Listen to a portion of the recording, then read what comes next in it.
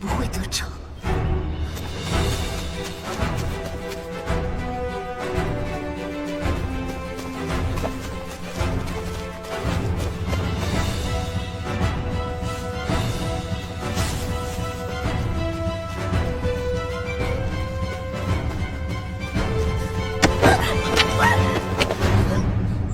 别说话，别出声。我们跑不远，自己走。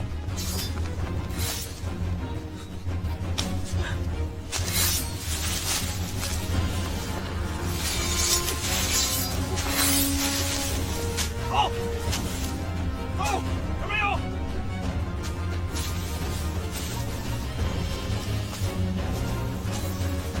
那边看看。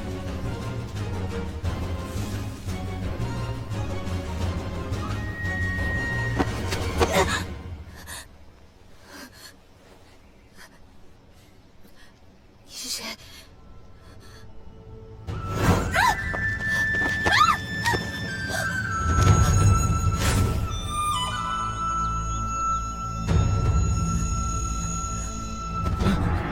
你怎么了？我没怎么着，你怎么就晕倒了？哎，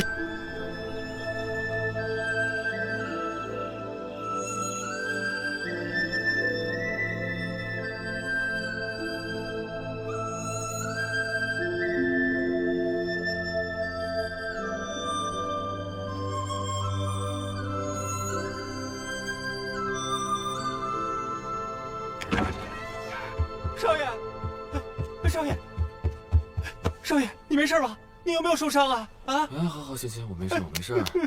你没事吧？我没事儿。那就好。少爷，您说那么多人去追你，你要是一旦有什么事儿，我回去怎么交代啊？我别嚎了，不用请大夫把脉。哎，少爷，您这一会儿不见，怎么带回一大姑娘来啊？胡说八道什么呢？去。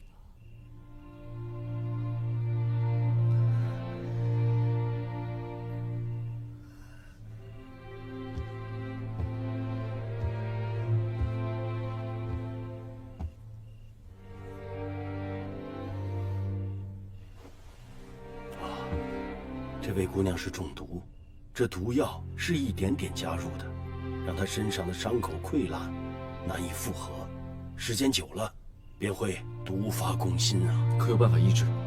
这个老夫没有把握，但是可以试试。只是这个过程太痛苦了，非常人可以忍受啊！我可以。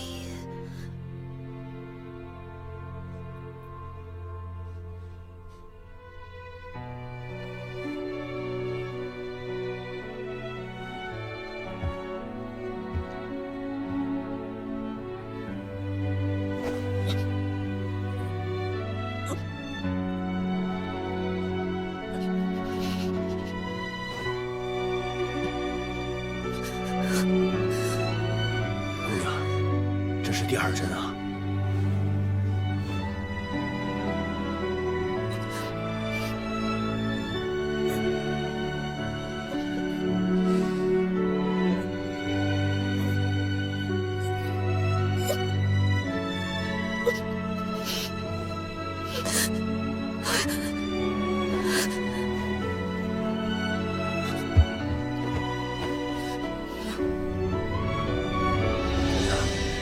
这第三针非常痛苦，你可以吗？我可以。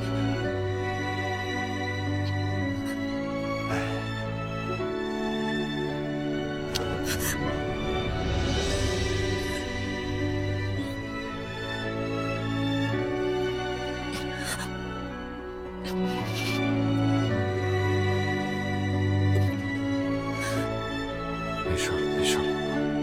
老夫行医多年，从未见过三针下去不喊一声痛的人。我一定要活下去。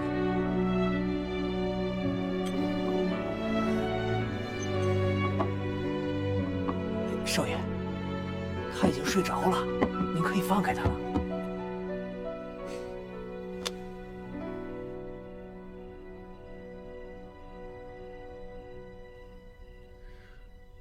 没事了。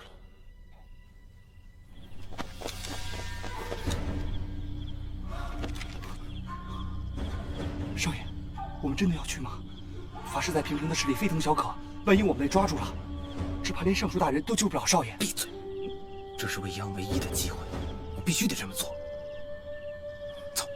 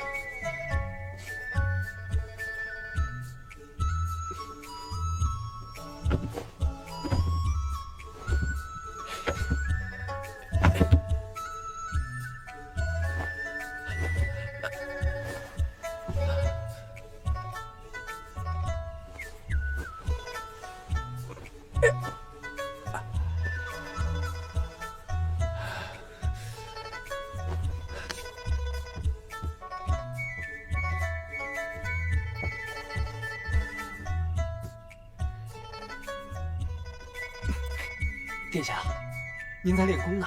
对啊，等我练好神功之后，我立刻收拾你。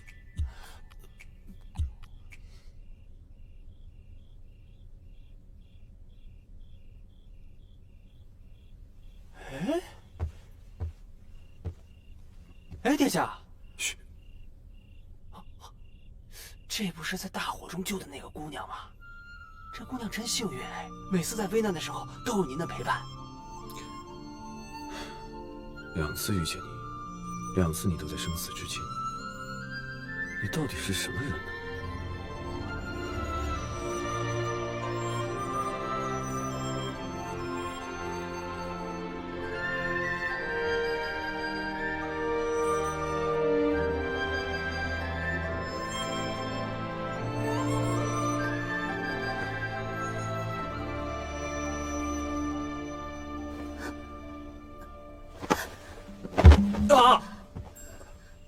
登徒子，怎么又是你啊？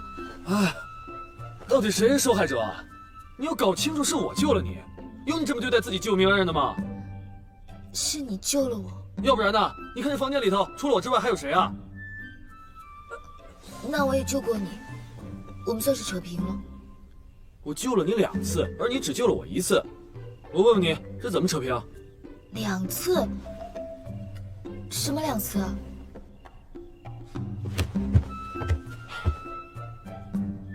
上次在火中也是我救了你，难不成你想抵赖啊？是你？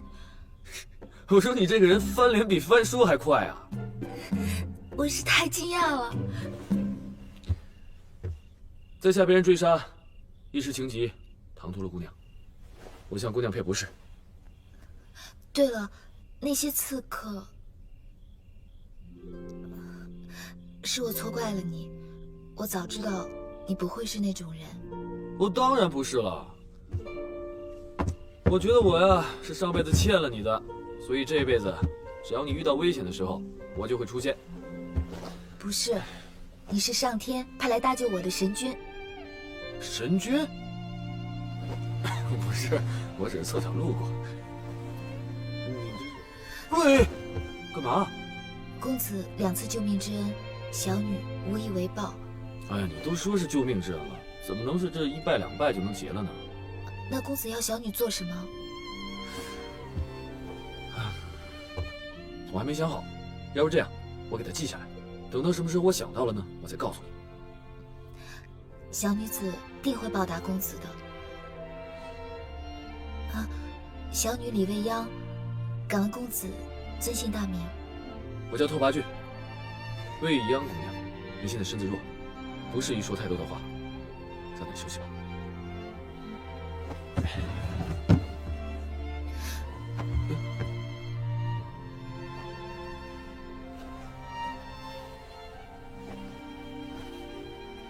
你还好吗？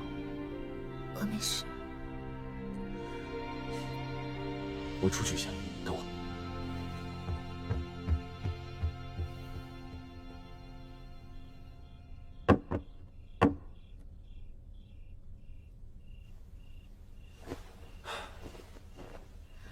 会弹琴啊？没想到吧？我的琴艺，放眼整个平城，难有对手。听好了。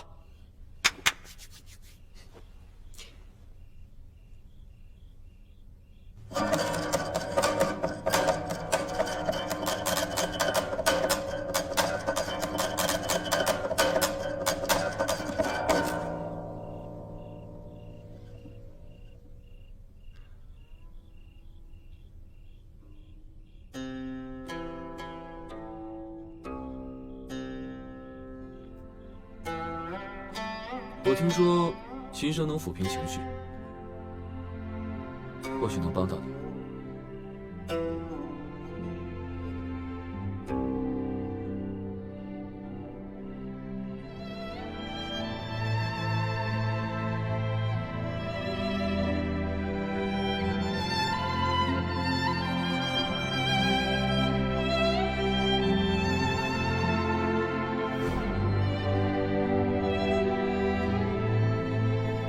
老天爷，你是听到我的祈祷了吗？竟然让我再次遇见他。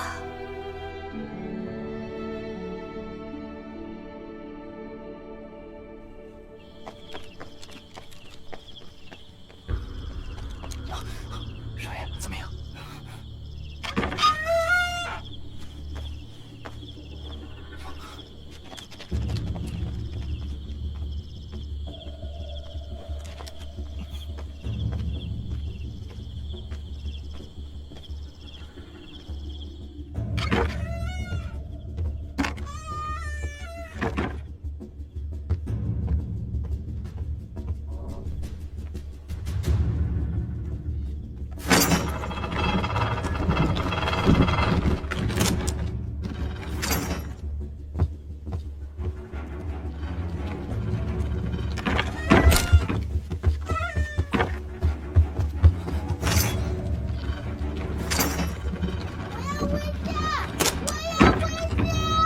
到了我这儿就别想出去。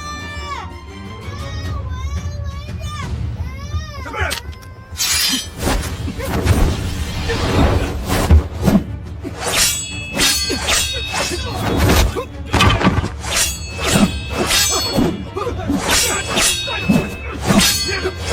快把信号给王大人。是。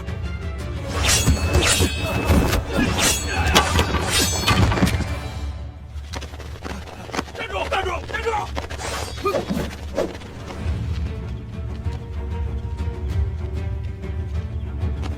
杀他们！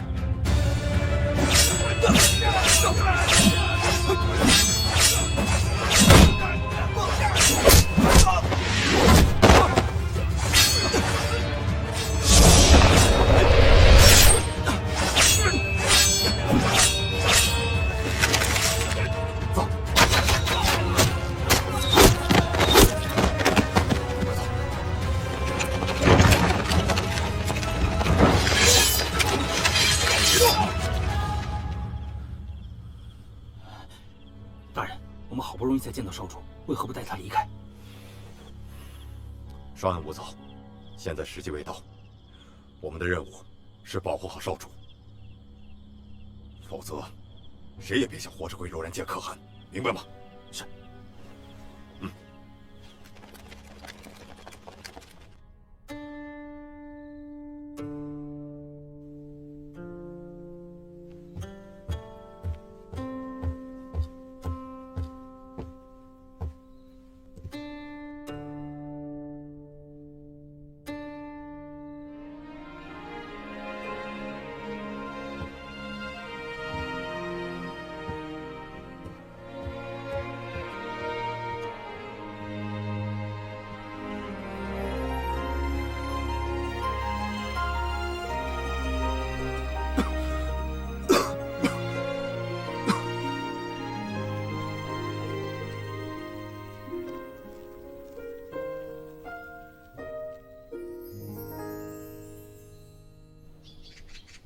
好好的，居然会发生这种事，我实在不敢相信，法师居然会做这种事情。此事千真万确，皇上知道后雷霆震怒，要将法师砍头示众。好在李未央死得早，否则现在又会被他钻了个空子。其实母亲也不必太过介怀，那法师不是还预言说李未央会阻挡我的前程，他还不是轻而易举的就被除掉了？可见那法师的话也不能尽信。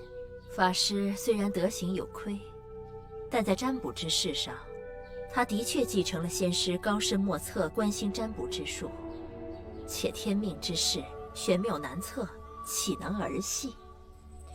长乐要记住，任何事情都要先下手为强的好。母亲说的是，只是还有一事，这法师在狱中不会胡说八道吧？法师这人牵扯甚广，如今他出事，多的是人不想让他开口。你放心，他一个字都说不出来。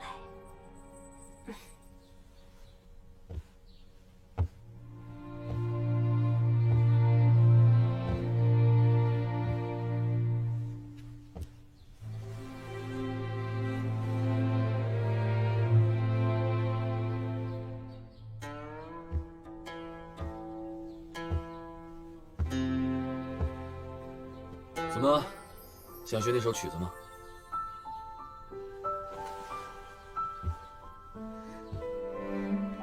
公子，你不用那么见外，叫我拓跋俊就好。我教你。这一眼爱变成一种天赋，心跳在你面前有了温度。我为你开始领悟，忘掉明天和假如，幸福就是满足。这一眼爱变成一种天赋，不自觉能牵你笑傲你哭。我为你有了旅途，不管离天涯几步，我都不在乎。我看你好像有点气闷了，客栈有个地方景致不错，你要是不累的话，我带你去看看。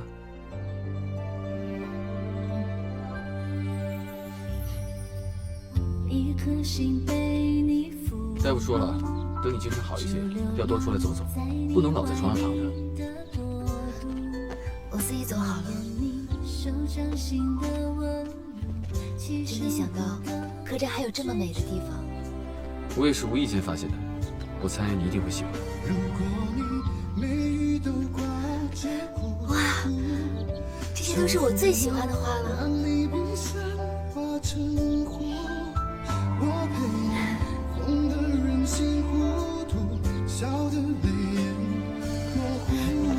小心！这一眼爱变成一种天赋，心跳在你面前有了温度。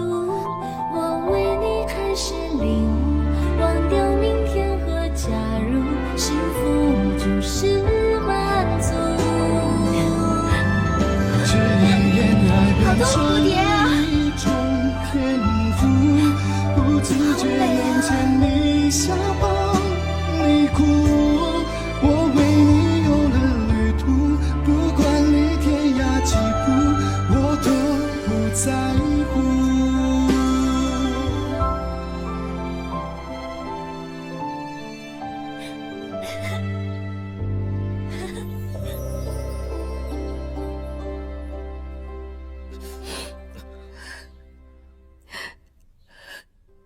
你这怎么好好的受了这么严重的伤呢？娘，你别担心，我没事的。哎，我因为点小事和人发生了口角。你看我挺强壮的，这点小伤算得了什么呀？明德，你虽然年纪轻，但是你并非轻浮之人。你跟娘说实话，法师的事儿是不是和你有关？我什么都没说啊。原来真的是我想的那样。你说你这个孩子，你怎么就不听娘的话呢？我知道你想求未央，但这事要让你大伯母知道了。娘，您放心，我已经都跟王大人说好了，他不会说出我与此事有关的。啊，实在是太天真了。你不知是哪来的小野种，竟敢跟我李家作对！你想干什么？哎！别以为你是李家长子，我就会让着你！口出狂言，看我不教训你！敏德，住手！娘，不要与你大哥作对。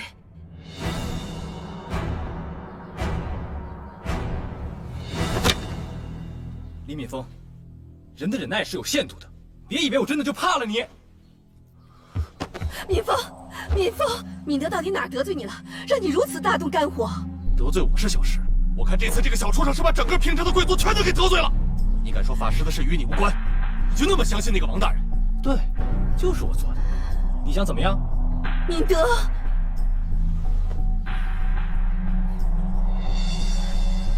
胆大妄为，不知天高地厚。若是稍有不慎，就会连累我们整个李家。若不是敏德夜闯法师府，也不会知道法师竟然会暗藏诱饵。敏德，原来你也并非早就知道法师的罪行，只是误打误撞。那你说说，为什么连夜去法师府啊？大哥，敏德是因为我而去的。我最近噩梦连连，我让敏德去找法师寻求个化解之道，谁知道敏德终究还是孩子心性，以至于闯下了大祸。大哥，你要是怪就怪我吧，您怪我就行了。慈母多败儿，我们李家迟早要败在你们母子手中。你干嘛？娘，一人做事一人当，此事您就不用再为我受着了。敏德，大伯父，敏德夜探法师府，就是为了查出法师的破绽，因为我觉得他受人指使，陷害二姐。现在事实已经证明了，他根本就是个骗子，他说的话根本就不能信呐。大伯父，还是把未央接回来吧，她毕竟是您的亲生女儿，您忍心看她这么受苦吗？你居然为了一个李未央，完全不顾及李家的安危。我看那法师说的一点也没错，李未央就是一个蛊惑人心的妖孽。敏德行事光明磊落，从来不受人蛊惑，倒是大伯母处处针对二姐，又是为何？你跟母亲这样说话，你是什么东西啊？你放开他吧！你们干什么？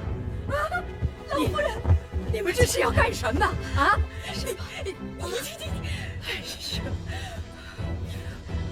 我跟你们说啊，未央一定要接，而且要风风光光的去接。陆妈妈，你去接二小姐，那阵仗啊越大越好。我不能让人家小瞧了我们李家的女儿。是，老夫人。这帮可恶的欺世之徒，让我们李家的子孙白白的受苦，今后啊，绝不能容许。哼哼，只怕已经来不及了。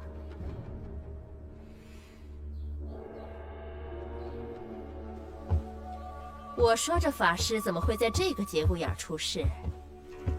原来是李敏德搞的鬼。哼，只可惜李未央已死，他这番苦心可是白费了。这个野种，处处跟我作对，我迟早收拾他。法师与朝中权贵暗中来往，这次法师出事，只要我放出风声，此事与李敏德有关，自然有人代我收拾他。敏峰，你可不能冲动啊！为何？母亲不是一直想除掉这颗眼中钉吗？只要李敏德一死，周氏再无倚仗，三房产业尽归母亲囊中。你捅出李敏德，自然会有一时之快，可这件事让有心人利用了，这将会对你父亲还有你的前程大大不利。李敏德终究是李家人，想要除掉李敏德，只能暗中进行。还是母亲想得周全，儿子受教了。少爷，老夫人不是已经派人接二小姐回来了吗？你为何还是闷闷不乐啊？你不明白吗？大夫人明明要置未央于死地，但是刚才又不反对老祖母的提议，有些奇怪。少爷啊，大夫人再横，她也要听老夫人的。我看您是想多了。但愿如此吧。不过少爷这次为了二小姐，可真是把大夫人和大少爷得罪狠了。我怕他们呀。走了，回去陪我照顾我母亲。她现在肯定是为我的事在担心呢。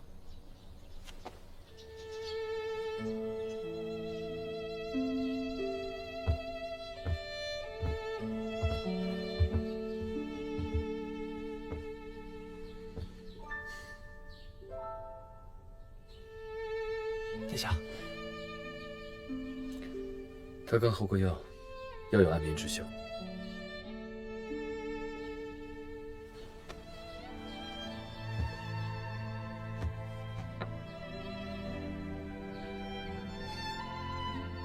请原谅我的不告而别，我相信，很快我们还会再见面的。